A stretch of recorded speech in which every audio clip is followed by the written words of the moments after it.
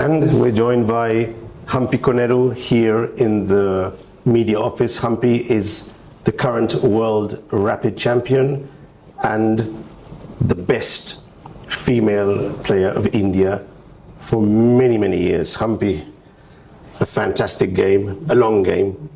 You're coming from 2 solid draws with black, and now your first win against Divya. Give me your thoughts about the game. Yeah, today it was a very interesting opening. I think it's completely new for both of us because even I never played this kind of a positions. So it was more of a practical play over the board. And in the middle game, I felt her h6 was very bad. She doesn't need to commit h6 once I castle. I think she should just try to get the b4 knight to c6 rather than playing h6 knight e4. Now because of the c5 pawn, she was forced to go to a6. And then I was having a better position once I got this h6 position. So it's a matter of keeping the pieces in the right places. And at this point, we were close to 40 moves. And it's a very critical position. It looks like I was attacking, but there is no clear mate. Once rook d7, because here I was threatening to play rook h1, bishop h6 and queen f7. In fact, at this point, I even thought of playing direct queen f7, but the problem was knight e4, king g2, and then knight into f4. Oh. Yeah, so it's not working, so I have to allow this rook d7. So I understood I couldn't mate her, so I went for this queen c8, keeping in mind that in the endgame my rook will be active on e1, so I had the flexibility to check or not. So yeah, this is a double bishop, pair of bishops advantage, and at the same time black has a very bad pawn structure. Let me just ask you a very small question before we go into the ending.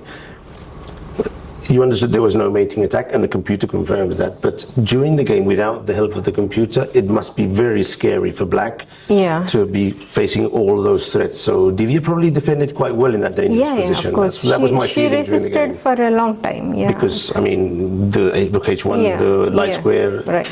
So we get to the ending, and you thought you would be able to win this? Yes, more or less I thought clearly, I'll be able to convert this position. But the thing is, I didn't want to... Like if I go direct b5 somewhere, bishop, I didn't want to allow bishop f8, bishop c5, and also in certain positions when I go bishop c3, knight g4 is the trick. So I felt this is and now the rook moves from the file, and now you can get in b5. Yeah, right. And so knight g4 is no longer a threat in these kind of positions. Yeah, this is very critical. I don't know whether f4 is the right way to continue or to just get the rook back to a1 or a6. I wasn't sure, but I know this is a good advantage position for white. Your light square bishop is massive. Yeah. Attacking, defending, controlling, it's a very good piece. Right. And at this point... I thought f4 was very interesting because you get the access to the king. The thing is, I was thinking if that would be If one move enough. later, black would get the king g7, king f7, again it would become a positional... It's a plus, but it still need to convert it. I felt this was more accurate over the board. And here, I thought I filled my score sheet, and she didn't have her 40th move on the score sheet, so she was still on 38. In fact, I know this is the position to think, but I wasn't sure, because of her incorrect score sheet, I decided to play one more move. Very sensible. Since it's forced, it's a good way to. There was just a little. That's experience, because under pressure, a less experienced player would have gone forward, and it's correct, but you never know during the game. Yeah, but okay, we found out with the arbiter, and then she completed the score sheet, so we continued the game, and so it's time for calculation, and this is very precise because this is a very nice move.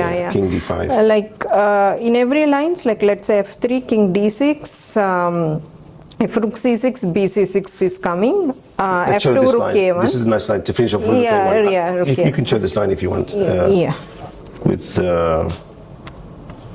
f3, king d6. Rook takes c6. This was a fun line.